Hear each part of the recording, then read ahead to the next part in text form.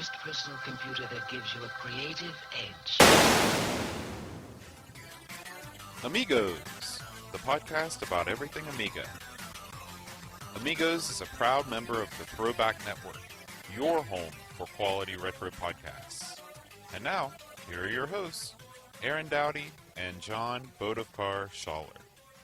Hey everybody, welcome to Amigos. I'm John. And I'm Aaron. And today we are going to talk about It Came from the Desert. Oh my. But before we do, we should probably say something about the fact that you are able to see us if you're watching this on YouTube. It came from your basement. That's right.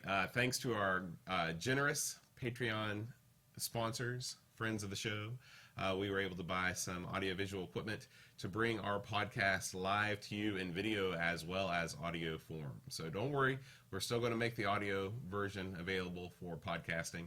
But if you want to watch us, I don't know why you'd want to, but if you do, then we've got this here for you. So we're going to start things off with some listener feedback. O'Brien's Retro and Vintage sent in a message and he said, "Hey guys, O'Brien's is now distributing the Swedish magazine Amiga Forum here in Norway. Hope you can mention this for your Norwegian fans." And so Amiga Future, if you're in Norway, you can check that out. I guess O'Brien's, you can pick that up at O'Brien's. Is it Amiga Forum or Amiga Future? Amiga Future. Future. Oh, wait a minute. No, that's not right. I think I messed up everything already. This is Amiga Future, and this is a magazine that we're going to talk about in a little bit. Amiga Forum. Let's try this one. That's the same picture. All right. Pretend that has different letters in it, and it's a different magazine. Get ready. We're going to throw it up there.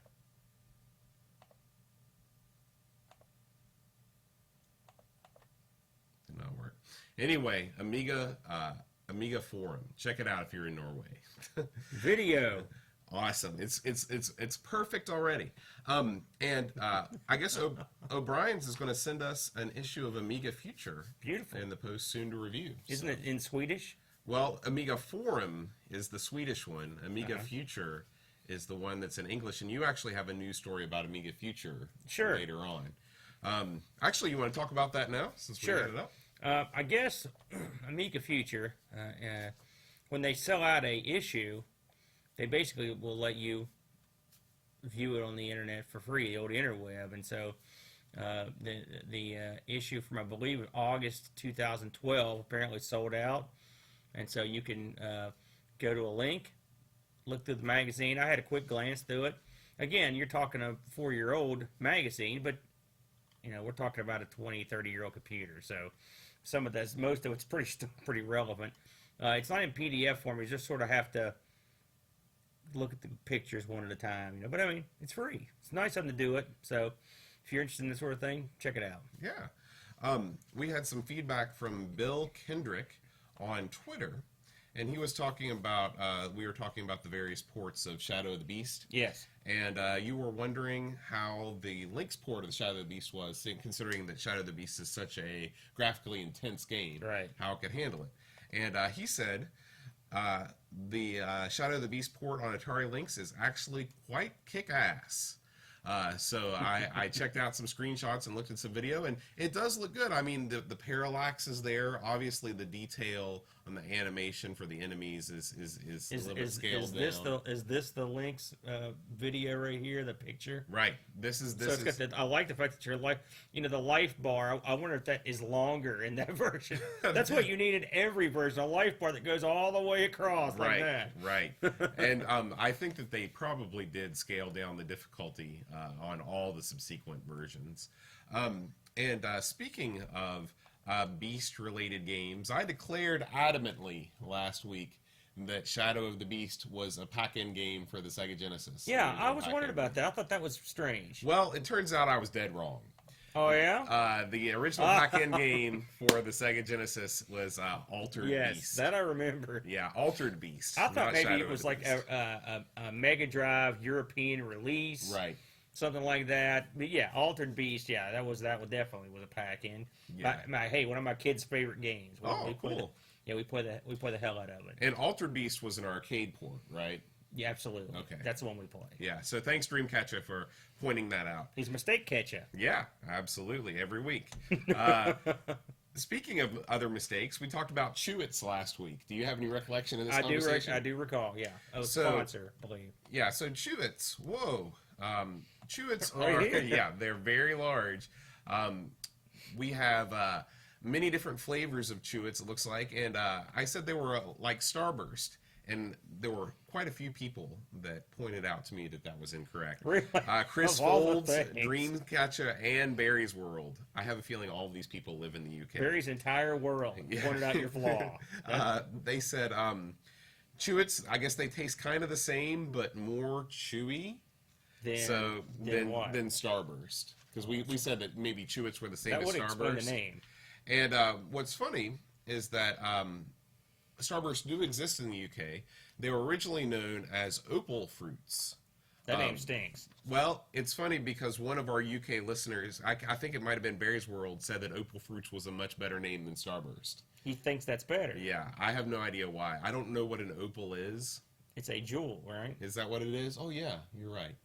Well, I guess it's not too bad of a name. Starburst, is that a great name for a candy? Who wants to eat a fruity jewel? I kinda Let's do. not even talk about that. Best left unsaid then, yes?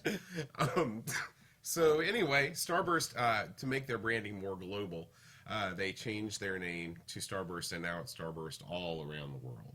Okay. I noticed that they've got Starburst Opal fruits all in one pack, right? Is that what that says? Right. So when they were going through the branding change, they have Starburst, the new name for Opal Fruits. I see. Yeah. A wise choice. Yeah.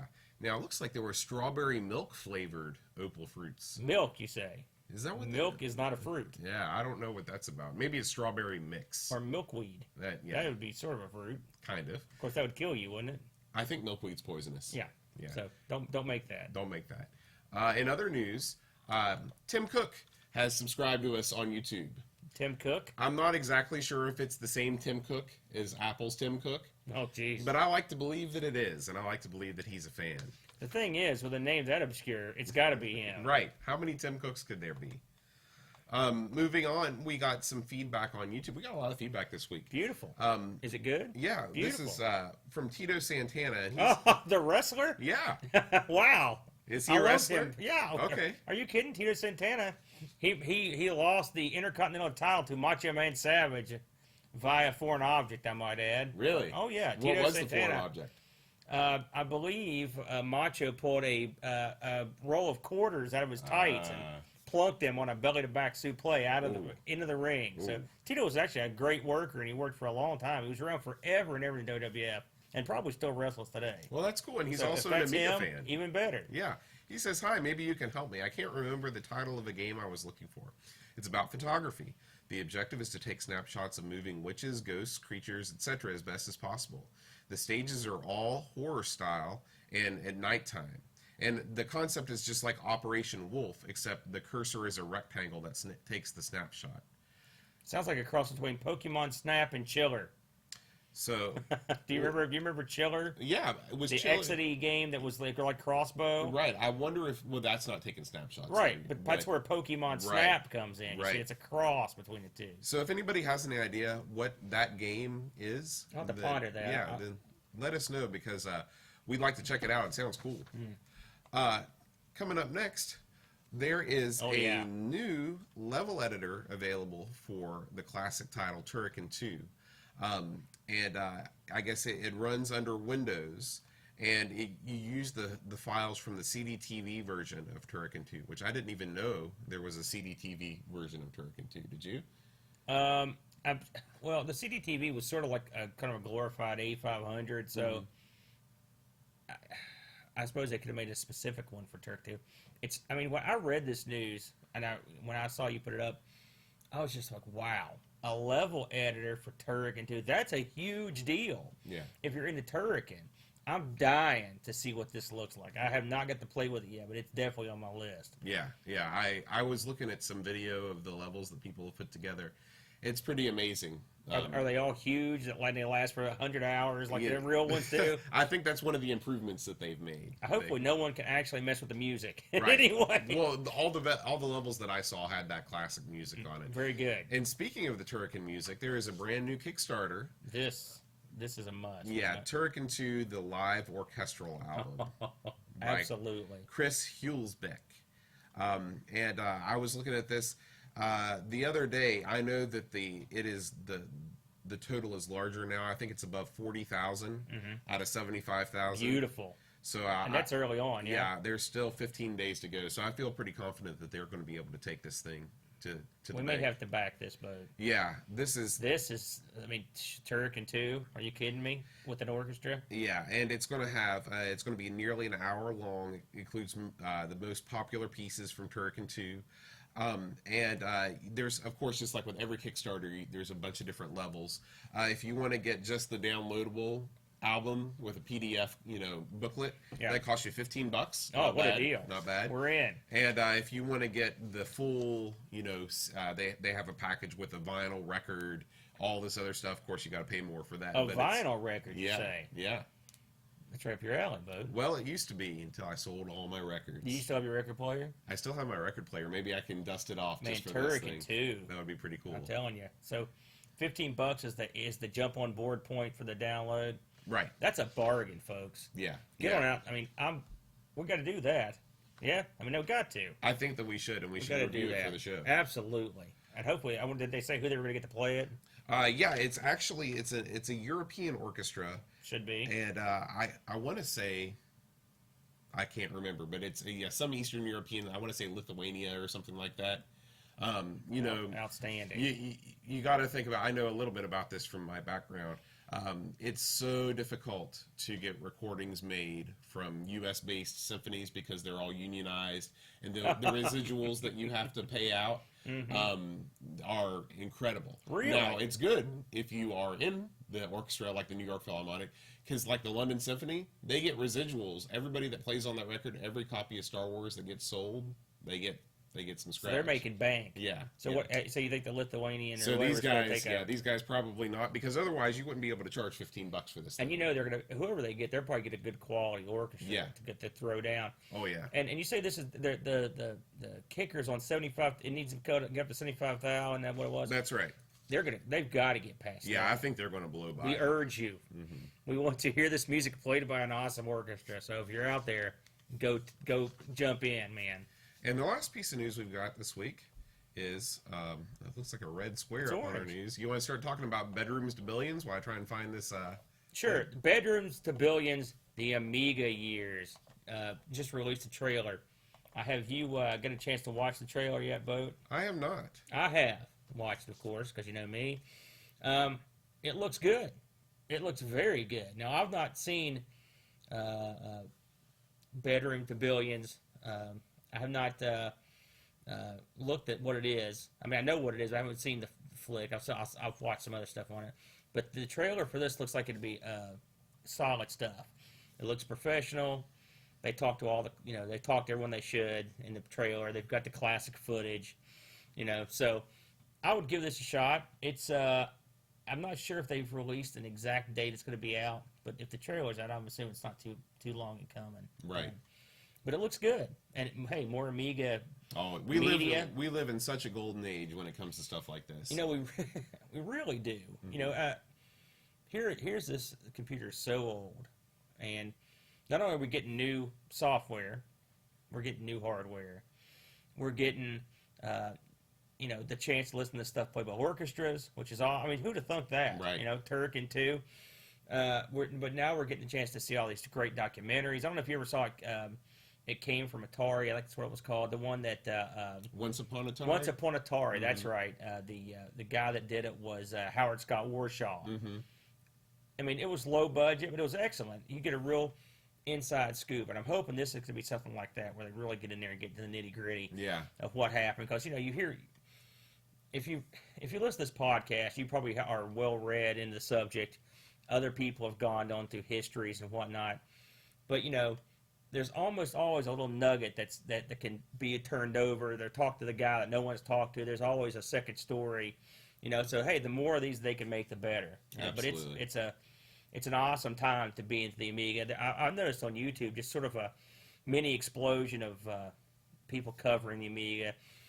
One of the guys from Retro Asylum is doing a game by game on the CD32, which I really enjoyed. There's another guy that did a history of Commodore's Amiga's rise and fall, which I just watched. It was really good. So there's a lot of good stuff out there, and this looks like it's going to be another great addition to the Amiga story. Cool. I can't wait. All right, well, that's all the news for this week. Would you like to comment on this week's episode? Did John and Aaron finally make their first mistake? Leave us a comment at our blog at amigospodcast.com. Who was that guy? I have no idea. All right, so we're going to move on to some site news. We got some site updates that you might want to check out. Ooh, site news. Over at amigospodcast.com, we got It's the place to be. Robert Peak, listener, sent in his Amiga setup. That he's got an A500 with an Amiga monitor, and he's got a Supra drive, which is a 20 meg external hard drive. Supra? So yeah, Supra. Yeah, they were a big deal back in the day. Real big deal. He sent in his a picture of his setup, so check that out. And of course, Dreamcatcher is always writing up some great articles. Yes, He's got one on this Amiga's Dumbest Criminals, an interview with a pirate. That I found that just tremendous. It's hilarious. And what I liked about it was, and of course, Dreamcatcher. This guy must have some stuff plugged directly into his head to come up with this. He must look through many hours of magazines to find this little nugget. But the guy, you almost feel, you understand this guy's plight. Mm-hmm. He's not even a gamer. He's just trying to feed his family. And so he's got to pirate these games. It makes, it's a difference. There are copiers, and then there are pirates. And this guy's a straight-up pirate. Selling, of course, this is, 93 when they interviewed a guy, or 92. So, God knows what he's doing now. But, I mean, it's an interesting article. And Dreamcatcher, again, he dug it up. Yeah. He also wrote some articles about a couple of quick reviews. He did a review on Dennis the Menace, which is a game that neither Aaron and I didn't even know it existed for the Amiga. No, I've not seen that one. And it is apparently unbeatable due to there's a certain jump in the game that you can't get by. Well, that in fact is the crux of the piece. An article was written by a gentleman who's mentioned in the article, and he lists a bunch of games that cannot be defeated. And Dreamcatcher goes on to say, well, hey, wait a minute, I remember defeating this quite easily. And he goes back and does it again. So this article the guy wrote about these games that are undefeatable, he at least screwed that one up, because apparently it's quite defeatable. You can defeat it Dreamcatcher took it to school. And then he also wrote another great review of another terrible port, Robocop, which is, he made a good point, and I don't know if he was quoting another source or not, but Robocop, I'm sure nobody thought it was going to turn into the hit that it was. And, so the ports were probably done very quickly when they realized it was a blockbuster. And there's just, you read things in there and they just make you wonder about Ocean, especially Yes. because, they did the Addams Family, and it's a great game, but they did so many games that were just terrible. They love the movies. There's no doubt about that. Here, quick fun fact, I've never seen Robocop. I'm probably the only person on Earth. And I've read a lot about it. And of course, there's been a lot of games made about it. And I had not played the game. I believe the game he was talking about in that case was a C64 game. But it's funny how many games that spawned. Oh, yeah. All across the consoles and the computers. And it's funny, too, because the movie is shockingly violent. Well, I've read that was they did that for to prove a point. It was very over the top to prove a point about violence and culture or whatever. But it always makes me laugh when I see games like that, or Nightmare on Elm Street or anything like this. These are marketed to kids, 7 or 8 year old kids, and it's just funny. And but anyway, check that out on the site, Robocop. The backstory of a horrible port. I love the animated GIF he's got too of Robocop destroyed, laying there going like, "Rah!" And finally, we've got a full playthrough of Maniac Mansion. Chad. Nuts. My buddy Chad, our buddy Chad, came over on Tuesday. We had the day off school. Some of us had the day off. Yeah, Chad works for the government, so he had the day off, and we played through the whole thing. We plowed through it. It was a 2-hour and 20-minute slog with a walkthrough. So there were some frustrating points. But we managed to overcome our difficulties and complete the game. I will say it was worth it. I really enjoyed the ending, and you don't have to watch the whole thing. Skip around. There's some good stuff in When there. you gonna take on the sequel boat? Oh, Day of the Tentacle. Did that come out on the Amiga? You know, I'm not even sure. Yeah, I know it it had was to come out on the Amiga. Surely. I don't know. I know it was a huge DOS game. Yeah, that's Huge where I CD-ROM played it. game. Yeah. So, just a quickie. What did you think overall? Thumbs up from that one? Yeah, huge thumbs up. Have you played Maniac the Mansion. other ports? I played bits and pieces of the Nintendo port, the DOS port, but I never got very far. That seems like it'd be difficult on the Nintendo. You get stuck because if you get captured, you can't really die. Well, you can die in the game, but what happens often is you run across family members, either randomly or not so randomly, and they lock you in the dungeon. And so the first thing that you do is you get captured on purpose with a guy you don't care about because you control 3 characters. Then, when your second guy accidentally gets captured, there's a hidden stone that you push. Useless guy pushes the stone, which opens a door so you can escape from the dungeon. I never knew about that because I didn't have the walkthrough before, and that made the game so much less frustrating. So, I'm looking forward to watching that. I'm going to sit through the whole thing just for fun. Good. You can put it on while you're, just laying around the house. So anyway, that is the end of. Oh wait, it's not the end. What else you got? I don't think we've done a show since you did a full upgrade of the site in general. Oh yeah, you need that's to go true. into that.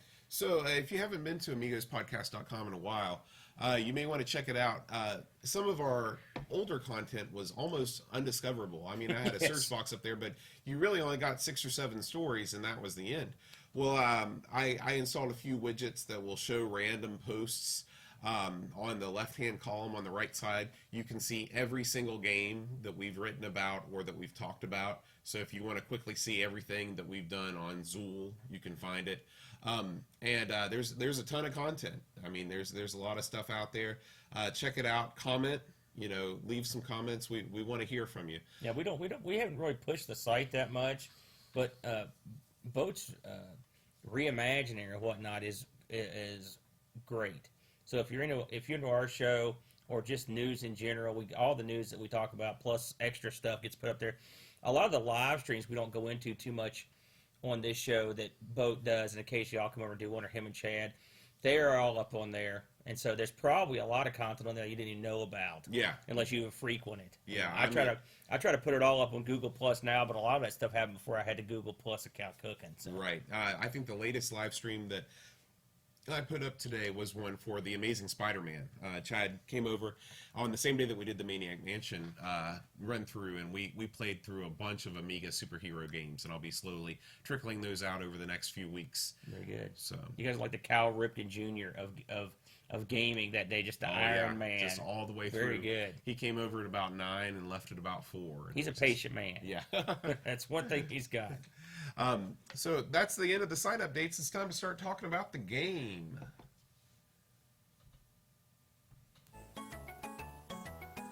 Are you enjoying the Amigos podcast? If so, please take a moment to write us a review on iTunes.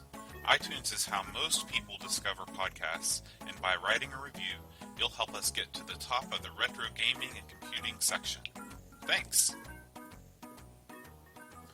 All right, Aaron, it's time to talk about It Came from the Desert. It did. What came from the desert? It. Oh. Now, this game has quite a pedigree behind it, right? This is kind of playing on the strengths of a classic genre film, wouldn't you say? Yes, absolutely. We had a era in film where the B movie became prominent, and a B movie. What is it? Well, a lot of times at a drive-in in the 50s or in 60s and on down, you'd have your double feature, all right, and you had your big movie, then you had the B movie. The B movie was the secondary movie that the quality varied from to total crap, and I mean unbelievable garbage. And what was big in the B movie era in that time was the everyone was into the atomic bomb and whatnot, and so giant creatures were a thing. I mean, there were giant leeches, which is a movie I saw. The giant rabbits, Night of the Lepus. If you're it's Lepus in that movie. Was another movie. Giant. Isn't that a werewolf? No, When no. you get lupus, do we turn into a no, werewolf? that's lycanthropy. Oh, okay. Oh, jeez.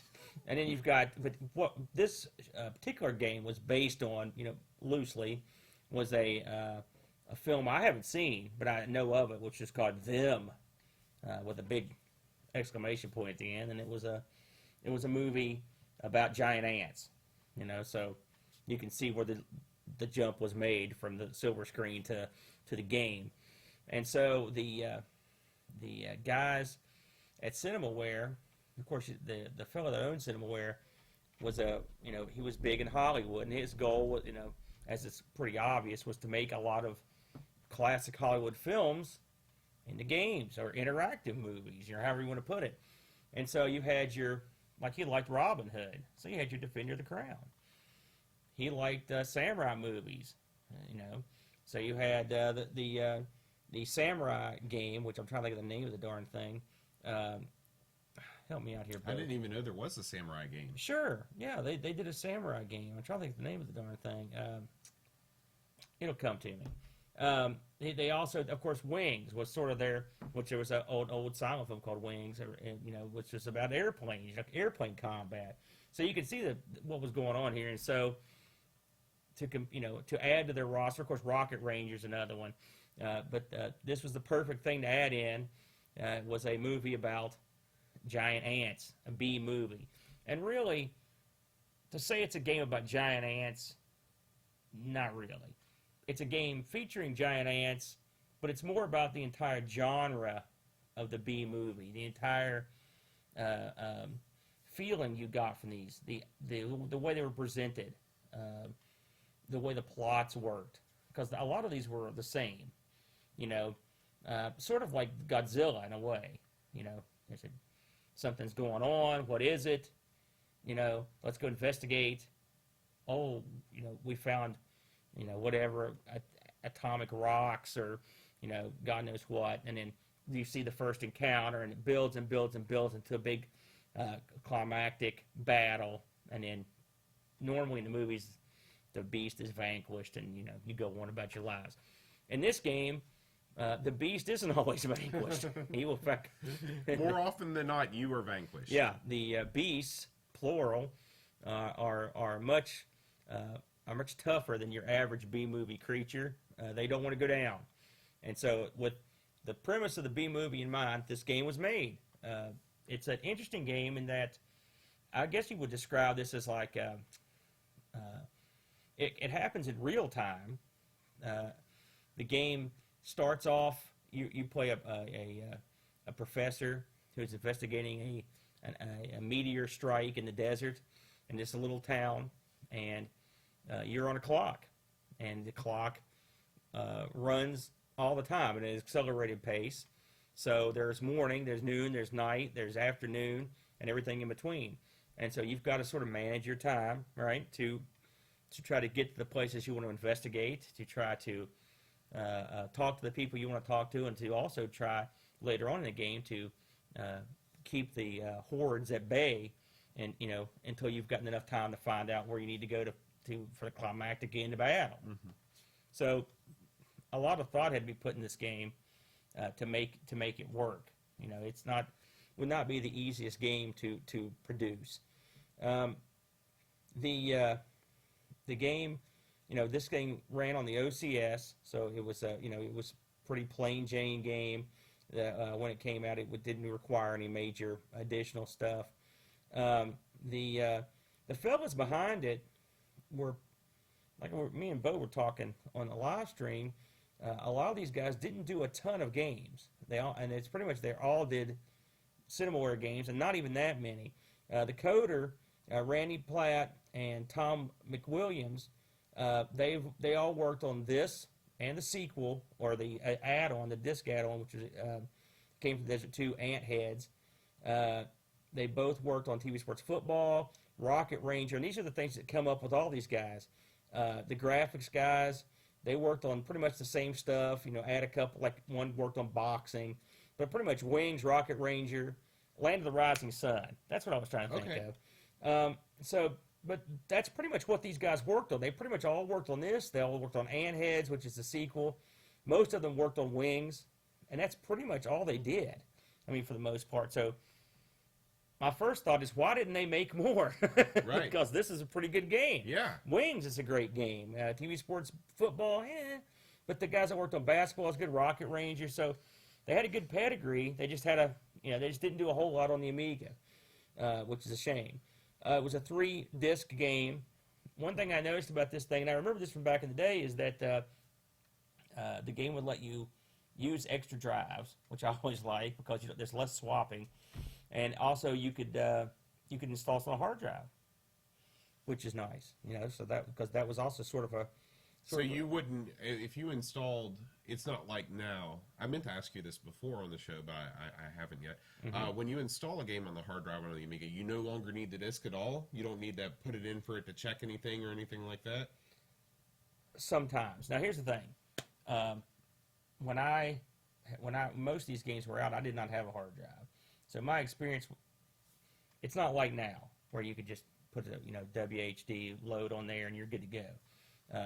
I'm sure some of these games had a disc check. I don't remember personally installing this on the drive, so I'm not sure, but I would wager that some of them probably would have you put the disc in to check it. A lot of the games, the discs, I know like this one, for example, it tells you right off the bat, copy discs 2 and 3, make backups, because those are the ones that are play discs. Mm-hmm. One probably has the introduction, some preliminary loading, and probably has because I believe this thing had a manual check that was ripped out. I'm pretty sure it did. So they probably used the manual check and sort of dispensed with the actual copy protection on the disc. The game was very popular. It was not ported a ton, which I mean, this is not the easiest game to port. There was a DOS version, which I've not seen. Have you ever seen the DOS version? No. There was a TurboGrafx 16 CD version. Now, I've heard good things about this. I know it's different, but not entirely so. I've got a TurboGrafx 16, but I don't have the CD version. It'd be fun to get. So it's in my list if I ever get a chance to get a CD version, and I'd like to try it. They were working on, and I'd heard about this, and I'll explain why in a moment. They were working on a Genesis/Mega Drive version of this, and apparently it was either finished or incredibly close to being finished when it got canceled. Now, the only reason I knew that before I started looking into this episode was because I had been nosing around on CinemaWare's site. Now, we've talked about CinemaWare's site in the past, and it's a mixed bag, to say the least. Yeah. It's hard to find stuff on it. But anyway, nosing around there, I found an ad for a pre-order of a new version of this. Now, the new version was going to be a Genesis ROM release. Mm-hmm. A price wasn't announced. Graphics are shown. The website's still up if anyone wants to look at it, and we can put a link to it. The pre-orders started in 2014, and I checked all over the place, and also the wiki says, it sort of reinforces what I found. It's like really nothing's been said about it since, and apparently no one knows anything about it. So I don't know if they just stopped working on it, if they decided the ROM wasn't in good enough shape to release, if it's taking pre-orders. I have no idea, and I'm assuming this is the same arm of CinemaWare that's selling, the Defender of the Crown Ultimate Super Elite Edition. That should be coming out any day now. Maybe. If we get our buddy back on, we should probably mention it, because it seems like he mentioned something briefly about this. Yeah. And what got me is on the same page that they're taking pre-orders for that, they had a link to the Rocket Ranger Kickstarter, which has been long gone for years. Yeah. Well, there's a lot of stuff on that page that is a little bit out of date. It's I guess CinemaWare is probably they're even they, I'm sure they would say they're a shell as far as their personnel of what they used to be, And but they might want to get somebody on their website and just kind of clean things up a little bit. Yeah, well, again, they sort of have a couple websites. That's the thing. They've got the new. It's like retro.cinemaware.com and cinemaware.com, and it's kind of a mess. It was called it came from the desert, Action Game Extended Cut. Okay. Now, from what I've heard, just from nosing around, the Genesis version of this was going to be drastically different, more actiony than the Amiga version. So, who knows? And I got a feeling probably one of these days we're going to see this, but the gimmick they had up, this was going to ship with it's a limited edition series hard case shell. It's going to have a cartridge. So this was going to have the Genesis cartridge, manual, poster, the kind of stuff that's, like I said, a lot like Defender of the Crown was going to have. So we'll see. Yeah, I hope it comes out. I wouldn't hold my breath, but you never know. You know, so but if we get our buddy from CinemaWare back on, we'll have to give him a shout out. Sven, if you're listening, give us a call. Yeah, give us some info. We want to push your game. I thought this game was interesting. I don't know that I'd call it a good game. Okay. I thought it's unique. I've never played a game quite like it. It's different than the other CinemaWare games. I think it's better than Defender of the Crown. Oh, my. Okay. I was not a huge fan of Defender of the Crown. The art is gorgeous. It's gorgeous. The locations, everywhere you go, these aren't cookie cutter things. They really did a good job.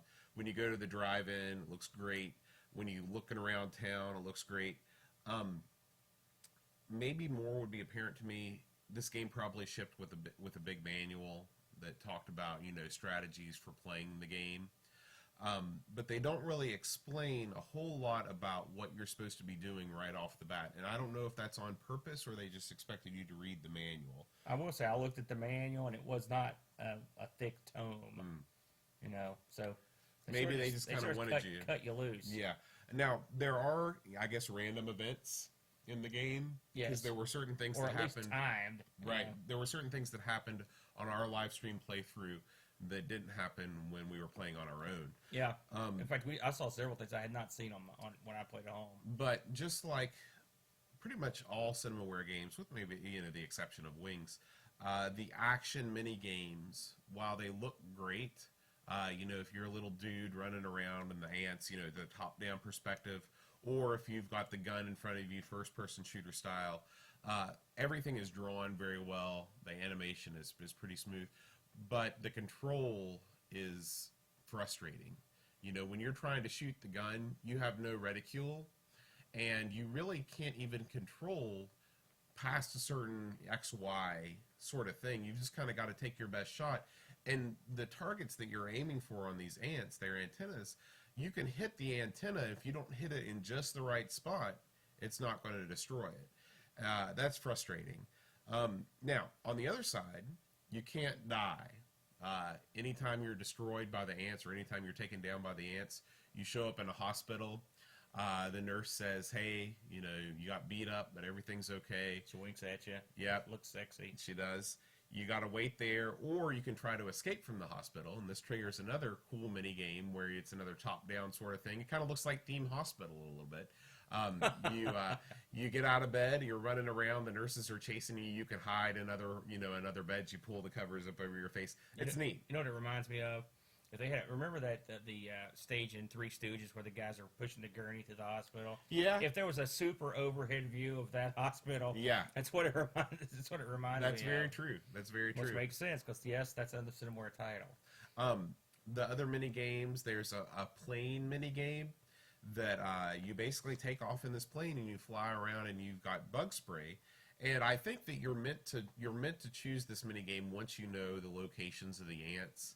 I did not know the locations of the ants, and I flew around blindly without really knowing what I was doing. But I did manage to land the plane. I was happy about that. In the desert. And it says that your flying skills have improved, so that means, I guess, that you can do it over and over again. I'm guessing now this game shipped with a map, so if worst case scenario, having that map stretched out in front of you wouldn't hurt. Right. I mean, it's neat that you can fly over the terrain. They do a good job with it. Again, this sort of was Wings-ish in a way, like the bombing raid, right? Right. But it was confusing, and if you don't know exactly where you're going, you're just flying around the plane, hoping you get lucky. Yeah, and we didn't know. I think it wasn't until a couple turns later when we started to really see a lot of ants on the screen. Sure. And then the third mini game is you are just a couple pixels high, and you're running around in this vast open desert or town or whatever, and the ants are chasing after you, and you have a couple different weapons. You have dynamite, you have grenades, you can call in airstrikes, and get in vehicles. Yeah, and but you never win. You either know. No, we did manage to turn them off the one time. But you don't really win. The ants retreat. Yeah. But you never end up destroying all the ants. Or at least we didn't. Yeah. But maybe it may be possible. Maybe you can. We didn't do it. When you talk to characters, the game kind of assumes a first-person, kind of almost like graphical adventure game type style, where you walk up to a person and there's a text box below it, and you find out different. You gather evidence. People leave you rocks and pieces of organic material. You take them to a lab for university analysis. That part of the game is also. I mean, there's a lot of stuff going on in this game. So much more stuff than in Wings. We talked earlier on the live stream that Wings was 90% mini game and 10% story. Mm-hmm. Well, It Came from the Desert is probably 80% story and 20% mini games. Yeah. And you really do get a heightened, as the game progresses, you get a heightened sense of tension. The music is very atmospheric. One thing that's great about this game is there's different music in every location. So when you're in the overworld, you kind of have this foreboding, brooding theme that plays. And then when you go to the bar, I think it's like a honky-tonk thing or something like that. And so each location has different music. And that you can tell that they really put a lot of hard work and effort, and they really believed in this game, because if they didn't, they wouldn't have gone to that kind of trouble. Absolutely. And a couple of the other mini games, there's a mini game where you play chicken with a motorcycle gang or a gang of toughs, straight out of, I don't know, Greece or Blackboard whatever. Jungle. And which so far we're 0 for 2 in the chicken game. We tried running off the road, and we tried head-on collision. Yeah, and then I've never successfully gotten past that. And we didn't talk about the knife fight. It's a knife fight, which I'm 1 for 1 in that. I've seen that twice, and since playing these review games, one of the things that struck me in this game. Now this is, I don't know, I guess this is sort of expected with this type of game, but a lot of times things happen, and then other things happen that don't make any sense. For example, when I played a game of this the other day, I successfully killed one of the thugs in the knife fight, and it really never came back up. And it seems like that's something that would come up again. There were no repercussions for your actions. Sometimes characters will talk to you like information has happened that you don't know about, so there'll be like a little skip in the storyline. Sometimes, like for example, in the last game we played, the professor at the lab was apparently killed because he never came back. And so, but when I've played it a few times, you can save him, and you go out to a farm, and you're attacked out there, and you could save him, and then sometimes, like once I saved him, once he got killed. So there's that. When you're on the mini game where you're throwing dynamite and calling in the airstrike, it's kind of hard to tell how far you can run away. Mm-hmm. That was a problem I had. You end up in the hospital. Well, I ended up in the hospital a lot, and the mini game in the hospital is pretty interesting, but it's tough. Real tough. And so far, I've made it to the door, but I've never actually got in the hospital. And I don't think I ever, even when I played this back in the day, I don't recall ever getting out either. So maybe we just aren't very good at it. Like Bo said, the music's great. The atmosphere is really good. I could see where this could be sort of almost like, if it wasn't so hokey, it could almost be scary. I mean, they really do a good job of building up the tension. I know in one of the games I played, I had a dream where the ants were in the dream.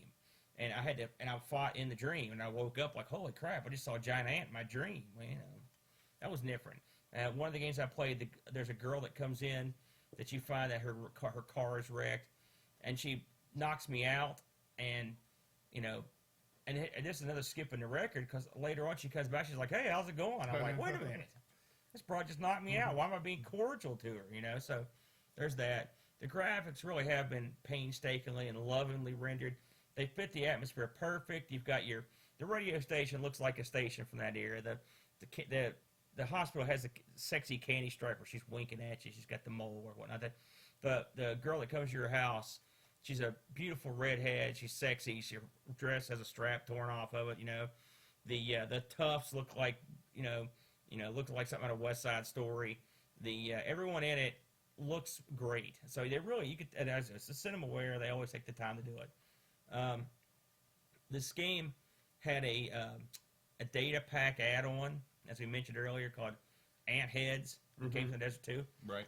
I'd say I've not tried it, and I thought I was going to try for this review, and I thought, that's something that we might do a Amigos play on. You know? That would be a good one to do on another stream. And so we'll probably, somewhere down the line, we'll probably tackle that one. And I can tell you, it's funny, because while I'm here, I was going to mention, as usual, I looked this stuff up on eBay. This is an expensive game. I saw more. Ant Heads was never released in the States. Okay, it was only mail order. It was released in Europe. I saw more copies of Ant Heads up than I did that came from the desert. Wow, that surprised me. There was, I think, 1 or 2 copies selling in the States. One was way up there, $150, something like that. And I think the one that was more feasible was somewhere in the $75 range. And then overseas, you're looking at really very similar pricing in U.S. dollars wise shipped. I saw several copies coming out of Germany, but really it was mostly Ant Heads over there. And again, when I say mostly, I mean maybe 2 copies of Ant Heads and maybe 1 copy that came from the desert currently up. I looked at the history, and these are going for, the cheapest one I saw went for $70. So if you've got a box copy of this, you're sitting pretty. I'd hold on to it because apparently it's a pretty rare game that's getting rare. So, but I've heard good things about the sequel. Like I said, it's a disc add-on. Now, you had to have the original play it. So it's sort of a data disc. But, hey, that's another great idea. I wish more games did that, a little extra content. So that was the DLC of its era. But overall, the game was a real gutsy move to make. This would be, of all the games we've played, I mean, there are games that have great graphics. There are games that have great gameplay. There are games that have great game mechanics. This game would be a real tough game to produce, I think, amongst the toughest one. Because just trying to set down, and there are so many branching stories. I played probably 3 or 4 games of this, full games this week, plus the one we played here, and it really is. It's drastically different every time you play it. I saw stuff I didn't see every time. So there was, there's some pretty decent replay value in there with the arcade parts of it. So pretty cool. I was not as harsh about it as Bode. I mean, I don't think this got replay value for days. It's got, you could run through it a few times till you beat it. You can just sort of move on, unless you're really into the mini games. None of the mini games really struck me as particularly awesome. No, it wasn't like Wings where you got done playing a mini game and you just want to jump right back into it. Yeah, and I heard there was I've not seen it, but I heard there was a fire extinguisher mini game, which I didn't see.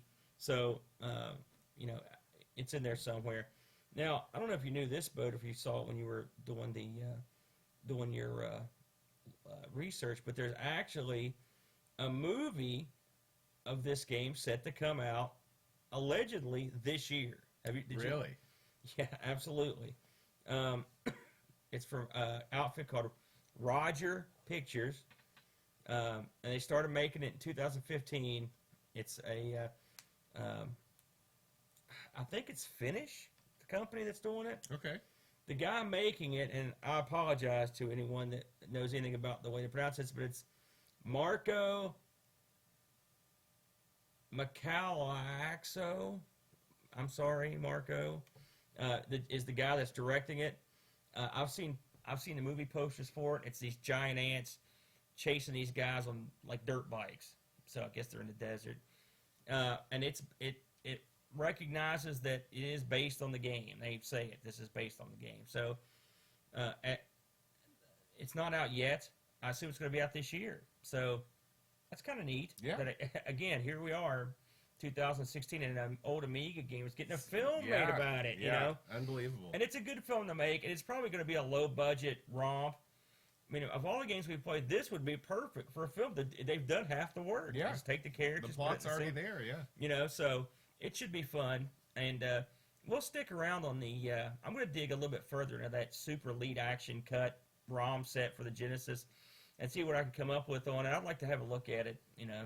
But like I said, I wouldn't hold your breath on that. Save your money. Get the Turrican too. That's what I would do. All right, well, next week, I've got an idea. All right, what do you got, Bo? You were talking about Samurai earlier. Yes. What do you think about doing The Last Ninja? Absolutely. You can't beat a ninja game. Yeah, yeah. Except in that ninja in Body Blues that screams ninja when he Or the wins. ninja ant. Yeah. Wow, okay, you can't beat a ninja game. All right, so I'd like to thank our sponsors before we leave again. It's our sponsors that make everything possible, all that you see before you. Yeah, blame them. This is we got a new sponsor, Jonas Rulo. He All right. actually was he was a fan before, but he increased his patronage. Beautiful. So thank you, Jonas. Thank you. Colbjorn Barman, Mark McDonald, Adam Bradley, Chris Folds, Will Williams, Daniel Bingston, Zach Zimmerman, O'Brien's Retro and Vintage, Chad Halstead, and Brent Dowdy. Thank you very much. Thanks, guys. And until then, we'll see you on the site. Adios. Adios.